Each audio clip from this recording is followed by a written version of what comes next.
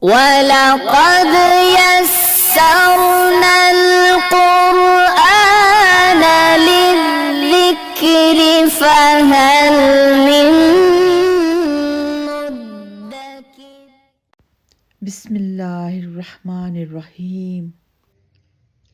يوم يجمع الله الرسل فيقول ماذا أجبتم قالوا لا علم لنا إنك أنت علام الغيوب. إذ قال الله يا عيسى ابن مريم اذكر نعمتي عليك وعلى والدتك إذ أيدتك بروح القدس تكلم الناس في المهد وكهلا وإذ علمتك الكتاب والحكمة والتوراة والإنجيل وإذ تخلق من الطين كهيئة الطير بإذني فتنفخ فيها فتكون طيرا بإذني وتبرئ الأكمه والأبرص بإذني وإذ تخرج الموتى بإذني وإذ كففت بني إسرائيل عنك إذ جئتهم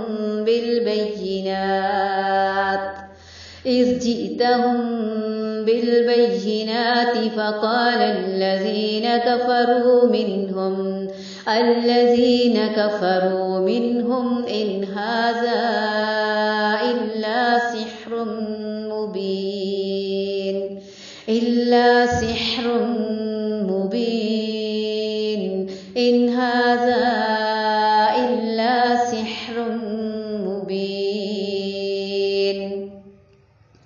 وإذ أوحيت إلى الحواريين أن آمنوا بي وبرسولي قالوا آمنا واشهد بأننا مسلمون. إذ قال الحواريون يا عيسى ابن مريم هل يستطيع ربك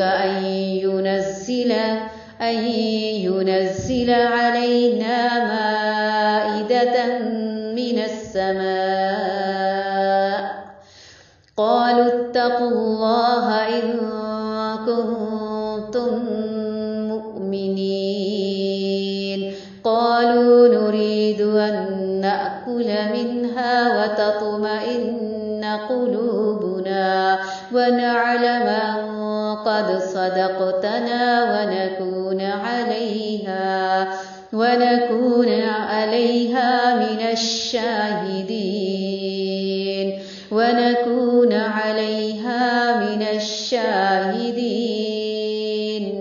قال عيسى بن مريم اللهم ربنا أنزل علينا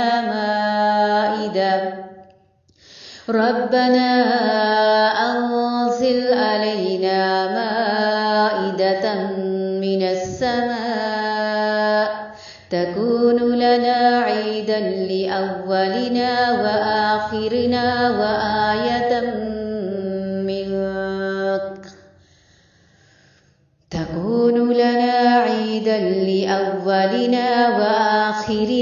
وآية منك وارزقنا وأنت خير الرازقين.